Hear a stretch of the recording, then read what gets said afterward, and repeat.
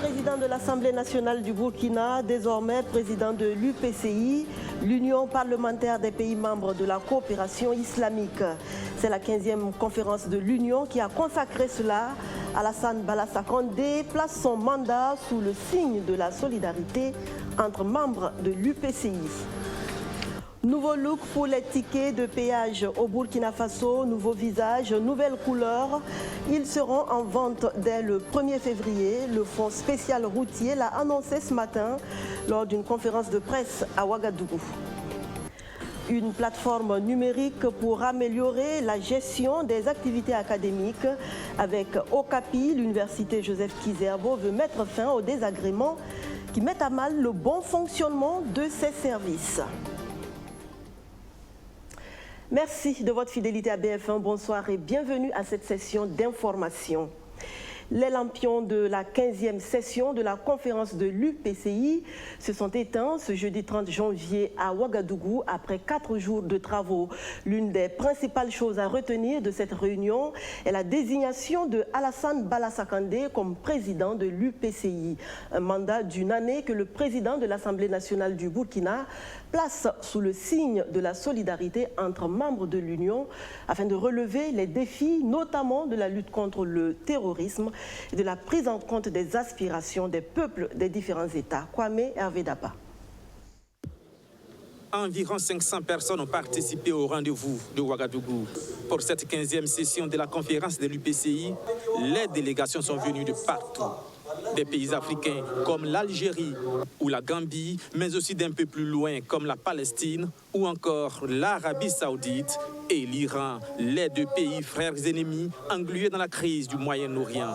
Le jeu politique n'est donc jamais loin.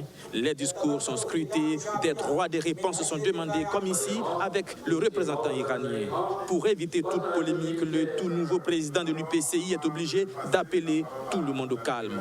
Justement, Bala Alassane Condé fait de la cohésion au sein de l'Union parlementaire des États membres de l'Organisation de la coopération islamique l'une des missions de sa mandature. D'abord, nous devons également faire en sorte que toutes les dissensions, toutes les petites querelles intestines qui se trouvent au sein de notre Union, que nous travaillons à taire ces divergences-là et faire de l'UPCI une union solide, une union où la solidarité est la mieux exprimée, une union où nous devons parler de paix, de cohésion et de vivre ensemble. Après l'Union, le travail ajoute le président de l'UPCI qui prône une prise en compte des aspirations profondes des peuples des États de l'Union. Nous devons travailler à rapprocher l'UPCI des populations. Nous devons travailler à poser des actes concrets en faveur des jeunes, en faveur des femmes, bref, en faveur de la population de cette union. Dans un contexte sécuritaire où de nombreux pays déconseillent la destination Burkina Faso à leurs ressortissants, Alassane Balaza Condé n'a pas manqué de dire que la présence de toutes ces délégations à Ouagadougou est un message plutôt optimiste que l'UPCI envoie au reste du monde. Une synergie d'action également pour lutter contre la sécheresse et la famine en Afrique subsaharienne. La Banque islamique pour le développement est à pied d'œuvre dans les pays du Sahel. 2 projets consacrés à la sécurité alimentaire et au développement durable du pastoralisme. Des programmes dont la mise en œuvre était en évaluation hier à Ouagadougou. Majid Bakouan. L'Afrique subsaharienne est confrontée à une irrégularité des productions agro-silvopastorales et halieutiques. Face à cette situation, la Banque islamique de développement BID intervient dans les pays du Sahel à travers 2 projets. Il s'agit des programmes de développement de résilience en sécurité alimentaire et le projet de développement durable du pastoralisme au Sahel. La mise en œuvre de ces projets rencontre des difficultés marquées par des faibles taux d'exécution. Cette rencontre se veut un cadre de réflexion sur les contraintes qui empêchent le déroulement de ces activités. Ces projets sont en cours d'exécution. Le volet régional n'a pas encore pu prendre de l'envol. Donc l'objectif de cet atelier, c'est véritablement de lancer le processus de la coordination régionale qui avait été retenu dans le cadre de ces programmes qui sont en cours de réalisation. La coordination régionale de ces projets est confiée au comité inter-État de lutte contre la sécheresse dans le Sahel. Cette rencontre aujourd'hui, c'est une est d'une importance capitale pour nous au niveau des SILS, parce qu'en fait, si je prends le projet de résilience qui a commencé depuis un certain nombre, au moins 3-4 ans, il se doit quand même à un moment donné, avec les pays, de nous retrouver pour faire le point de l'état d'exécution de ce projet au niveau des pays, mais également de voir également la composante régionale. Prennent part à cette rencontre des experts du SILS et de la Banque islamique de développement, des représentants des ministères des Finances du Burkina Faso, du Mali, de la Mauritanie, du Sénégal, du Tchad et de la Gambie. L'agrobusiness, un secteur porteur que la FDL recommande vivement à la jeunesse du Boulkiemde. Pour son premier anniversaire, la Fédération pour le développement local a initié une sensibilisation dans ce sens. Une conférence publique samedi dernier à Koudougou sur l'élevage de la volaille et la production du miel en particulier. Majid Bakouan. La Fédération pour le développement local FDL veut développer l'esprit d'entrepreneuriat chez les jeunes de la province du Boulkiemde. C'est ainsi qu'elle a initié cette conférence publique qui se tient sous le thème « Booster l'élevage de la volaille et de la production du miel dans le Boulkiemde, quelle contribution pour la FDL ?» Pour l'animer, des entrepreneurs expérimentés exposent leur savoir-faire à la jeune génération. Le thème est très évocateur, en ce sens que ça permet d'éveiller les consciences des jeunes et de donner une activité à ceux qui en ont besoin, et surtout réduire le chômage au Boulkiemde. La EDN nous a appris à élever les poulets, même les poussins et la couveuse. Voilà, quand les poulets vont prendre, au lieu de laisser que les poulets vont couvrir et puis faire cela, on ramasse les œufs et puis on met dans la couveuse et puis ça produit. Voilà, et ça c'est plus rentable que ce qu'on faisait avant. Cette conférence publique entre dans le cadre de la célébration du premier anniversaire d'existence de la Fédération pour le développement local FDL. C'est un panel au cours duquel les fils et les filles du Boulkiemde vont échanger sur comment ils peuvent booster la production de l'élevage. Et nous avons associé à la production de l'élevage que nous faisons depuis une année, la production du miel. Nous pensons qu'avec ces activités, les jeunes, les femmes vont se familiariser avec les concepts d'auto-emploi pour ne pas attendre à être employés soit par le privé, par quelqu'un d'autre ou par l'État. Dans le cadre de la célébration de l'an 1 de l'association, la FDL a initié un tournoi de football qui a opposé les différents secteurs de la ville de Koudougou. Et pour clore la célébration en beauté, une soirée culturelle a été organisée avec des artistes nationaux. Koudougou, où le Salon international du coton et du textile s'est ouvert ce 30 janvier. En prélude à l'événement, les ministres des pays membres de l'initiative sectorielle en faveur du coton se sont réunis hier dans la cité du Cavalier Rouge. Il s'est agi pour eux de faire le point sur la production et la commercialisation de l'or blanc dans l'espace C4. Romo Okuita. Les pays co-auteurs de l'initiative sectorielle en faveur du coton, dénommée C4, Bénin, Mali, Burkina Faso et Tchad, accordent leur violon ici à Koudougou pour dénoncer d'une seule voix ce qu'ils qualifient de concurrence déloyale sur le prix du coton au plan international. Ils mettent notamment en cause les subventions accordées aux producteurs de certains pays européens. Un coup de pouce dont ne bénéficieraient pas les producteurs africains. Pour corriger cette injustice, le C4 en appelle à l'arbitrage de l'OMC, l'Organisation mondiale du commerce. C'était au cours de la 7e réunion ministérielle de coordination des 4 premiers pays producteurs de coton en Afrique. Il y a des subventions qui sont faites à des agriculteurs et qui créent des distorsions sur le prix du coton à la fin de la journée. Lorsque vous avez des subventions, c'est clair que vous avez d'autres avantages qui empêchent donc de pouvoir. Et comme nos pays n'ont pas forcément les moyens de pouvoir continuer de faire ce type de subventions, il y a forcément en tout cas quelque chose, donc, je ne le dis pas équitable. Et du coup, la production du coton en Afrique revient plus cher. Et cela élimine notre coton sur le marché. Parce que le nôtre arrive, mais il est plus cher. Donc, il y a des invendus. Et alors, on se retrouve avec du coton qu'on ne peut pas manger. Et ceci démotive les millions de populations qui vivent de cette production. C'est en cela que le groupe de 4 fonde beaucoup d'espoir sur la 12e conférence ministérielle de l'OMC qui se tiendra en juin prochain au Kazakhstan. Ils espèrent cette fois-ci que les distorsions sur le prix du coton au niveau international seront rectifiées.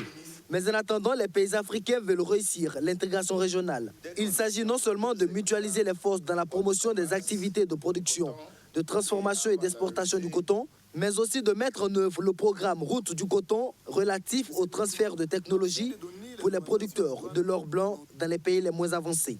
Donc comment accompagner ces pays pour renforcer leur capacité de production, de transformation et d'exportation? Et le programme, dans sa première phase, couvre 5 années et le budget pour démarrer les activités est de 20 millions d'euros. Mais il n'y a pas que ces pays que nous reconnaissons comme ayant du potentiel et qui travaillent de jour et de nuit pour avancer dans ce domaine. Il y a aussi dans la région de l'Afrique de l'Ouest et de l'Afrique centrale d'autres pays qui sont frontaliers à ces 4 pays qui sont dans l'activité. Le C4 pourrait s'agrandir avec le souhait du Niger et de la Côte d'Ivoire de rejoindre le groupe. Leur dossier sera examiné au cours des prochaines réunions. Désormais, c'est le Burkina Faso qui présidera la destinée de l'organisation après le Tchad en fin de mandat. La passation de charges s'est tenue en faveur de la clôture de la 7e réunion ministérielle de coordination du C4 qui se tient en marge de SICOT, le Salon international du coton et du textile africain. Oui, le SICOT s'est ouvert à Koudougou. Le CITA, lui, s'est refermé à Malabo, en Guinée équatoriale. Le Salon international du textile africain, promu par le député burkinabé Abdoulaye Mossé, joue désormais dans la cour des grands pour une première organisation à l'étranger. C'est la satisfaction générale. Retour sur la nuit du coton qui a mis fin à l'événement dimanche dernier. Luc Pakbelgem. La nuit du coton a été le point marquant de la clôture du 6e CITA, le Salon international du textile africain. La salle de conférence de l'hôtel 13 Augusto a servi de cadre pour le dernier acte du salon. À l'occasion, le textile africain a encore été magnifié par les stylistes et les mannequins. Sur l'ensemble des pays participants à ce 6e salon, le Cameroun s'est hissé à la première place avec Momo Pokou. La Côte d'Ivoire est 2e, la Guinée équatoriale 3e et la République de Guinée 4e. Beaucoup de travail et surtout le faire avec amour et passion. Je suis très contente. Je dis merci au président de la CITA, merci au président de la République, merci à mon président aussi également. Merci beaucoup. Sur la soixantaine de mannequins, Alban Isabelle Obama de la Guinée équatoriale s'est classée première.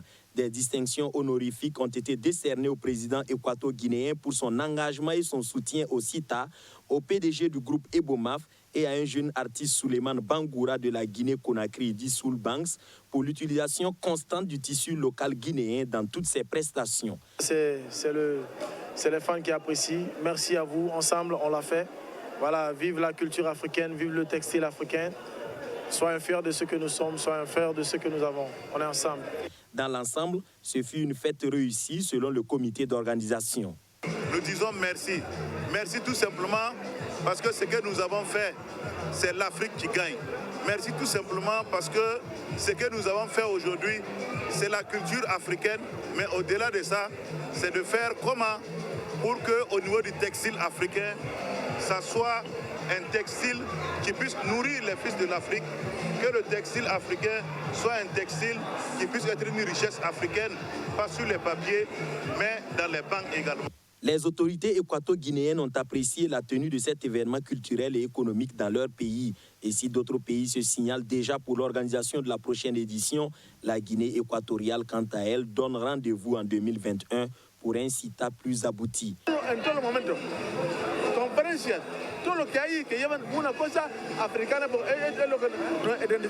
Les Africains ne devraient pas avoir honte de se vêtir avec leur propre tissu. Vous voyez, ça fait bien beau les textiles africains. Nous avons vécu une belle édition et je vous promets qu'en 2021, le CITA sera plus rayonnant. Et je vous donne rendez-vous en Guinée équatoriale. 2021, se va a hacer en Guinea Ecuatorial lo más alto. Le 6e CITA referme ses portes sur une note de satisfaction. Des propositions fortes sont sorties de la conférence internationale avec des implications de l'UEMOA, de la CEMAC et de l'Union africaine. Les stands d'exposition ont reçu un invité de taille au 2e jour du salon. Théodoro Obiang Nguema Bassogo a fait le tour de tous les stands avec son épouse et ses petits-enfants. Les femmes burkinabées en ont profité pour remettre des présents au nom du commissariat général du CITA au couple présidentiel équato-guinéen. À Ouagadougou, la matinée du mardi 28 janvier a été consacrée à l'évaluation du partenariat entre la France et le Burkina Faso. Et il faut dire qu'aucun point de la coopération entre les deux pays n'a été occulté. De la sécurité à la santé, en passant par l'énergie, l'eau et l'assainissement, partenaires burkinabés et français ont échangé autour de différentes tables rondes à propos de leur travail commun. Arsène Konditamdi. En 2019, les interventions de l'Agence française de développement au Burkina Faso se chiffrent à 107 milliards de francs CFA. Le secteur de l'énergie est celui qui a le plus bénéficié des financements de l'AFD. Il a absorbé environ 22% des fonds injectés par l'agence. Ces investissements ont servi au développement de l'interconnexion électrique et à la réalisation d'infrastructures pour les énergies renouvelables. Les actions de l'AFD nous ont permis, à côté d'autres bailleurs de fonds, de satisfaire nos besoins à moindre coût. Et il faut dire que cet accompagnement continue à travers d'autres projets tels que l'interconnexion avec le Nigeria, qu'on appelle Dorsal Nord. Nous avons eu aussi l'accompagnement de l'AFD pour réaliser, je peux dire, depuis très longtemps, les barrages de Bagré, le barrage de Kompienga. Dans le secteur de la santé, la France a également investi des sommes importantes. Ces fonds ont notamment servi à la lutte contre le VIH-Sida, le paludisme et la tuberculose. La France, à travers ses structures, est également engagée dans le partenariat interhôpitaux. Sur la prévention des infections en milieu de soins, et c'est un sujet très important auquel tous les hôpitaux du Burkina sont exposés. Et ce projet a permis, dans l'ensemble des hôpitaux du Burkina, d'améliorer la prévention des infections, donc la dissémination d'infections. Et dans le cadre d'épidémies, vous savez que c'est peut-être dans les hôpitaux que les épidémies vont le plus vite, et à apporter un soutien, une amélioration de cette prise en charge au niveau des hôpitaux. L'AFD est présente au Burkina Faso depuis 30 années maintenant et se positionne comme un partenaire important dans la marche du Burkina Faso vers le développement. Après toutes ces années, le verre est vu à moitié plein, mais des défis demeurent. Après, maintenant, il reste encore beaucoup de projets qui restent à développer. On a parlé de l'énergie en particulier, de l'éducation, parce que ce sont des projets qui vont avoir besoin de soutien financier dans les années à venir encore. Mais j'ai bon espoir qu'au bout d'un moment, ces soutiens financiers seront beaucoup moins nécessaires qu'aujourd'hui. En 2019, l'AFD a engagé 2 nouveaux projets de 20 milliards de francs CFA en faveur de l'éducation et de la formation professionnelle. Dans le cadre du développement des collectivités territoriales, l'AFD soutient 3 projets en cours pour des allocations de financement de près de 16 milliards de francs CFA. Du nouveau dans les postes de péage au Burkina Faso, les tickets changent de visage et de couleur. Des tickets plus fiables d'après le Fonds spécial routier qui a animé un point de presse sur le sujet ce matin à Ouagadougou. Rémi Lambert-Nébier. De nouveaux tickets de péage pour matérialiser non seulement la gestion des postes de péage par le Fonds spécial routier du Burkina, mais aussi pour prévenir les éventuelles falsifications et fraudes. Le 1er février, à partir de 0 heure, ces tickets de 7 couleurs différentes seront désormais le quitus pour franchir tout poste de péage au Burkina. La particularité de ces nouveaux tickets, c'est que dans un premier temps, ils sont estampillés du logo FSRB, un remplacement des anciens tickets que nous avons hérités du Trésor, estampillés du logo du Trésor. Alors donc, il était normal qu'après 2 ans de fonctionnement, où nous avons poursuivi avec les anciens tickets du Trésor, dont on avait un stock assez important qu'il fallait consommer, et vers l'extension de ces stocks-là, il fallait bien que nous commandions d'autres tickets, mais qui reflètent maintenant la structure qui a en charge de la gestion du péage. Chaque quotité a été affectée une couleur particulière, ce qui permet déjà d'identifier le ticket dès la vue et de savoir si l'usager qui vous présente le ticket a le ticket habilité en fonction du véhicule et de l'engin qu'il utilise. La troisième particularité, c'est un certain nombre de sécurités, comme nous le disions, pour essayer autant que possible de limiter les éventuelles fraudes. Nous avons des hologrammes et un certain nombre de dispositions dont nous n'allons pas rentrer dans les détails qui font que ces tickets-là sont difficilement falsifiables. Ce changement de ticket n'implique toutefois pas le changement des coûts. Les prix restent invariables. Puisque c'est les mêmes prix qui ont été pratiqués, qui sont encore là. Mais quand cela ne tienne, je dois profiter pour rappeler que ces prix sont là depuis 1998. Et dans la sous-région, je le dis, nous sommes largement le dernier pays en matière de prix. Les tickets que nous vendons à 200 francs par tronçon coûtent dans le pays qui nous suit le moins cher à 500 francs par tronçon. Vous avez des pays dans lesquels ces mêmes tickets de 200 francs coûtent 1000 francs. Et plus encore. Mais pour l'instant, nous ne sommes pas encore à l'augmentation des prix. L'élan de mutation engagé par le Fonds spécial routier du Burkina s'accompagnera d'un plan de modernisation des postes de péage. Une étude est déjà bouclée et le Fonds spécial routier ambitionne relooker progressivement les 7 postes de péage les plus rentables.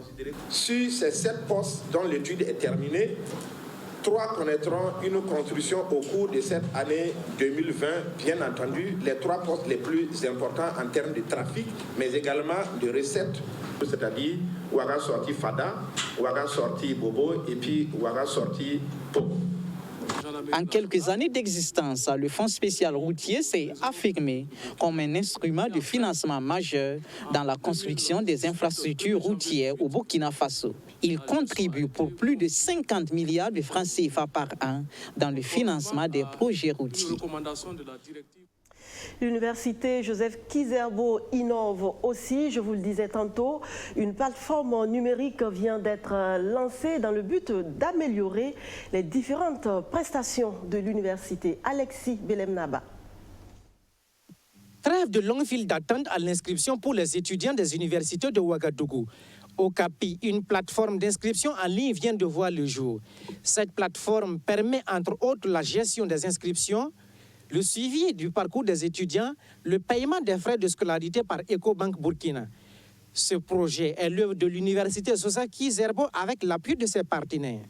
La manière dont ça marche, c'est sous forme de ce qu'on appelle des web services, c'est-à-dire on peut accéder au programme à partir de n'importe où via l'Internet. C'est comme un site Internet normal, mais ce site Internet est en fait l'interface vers un programme en Java qui est derrière et qui gère une base de données.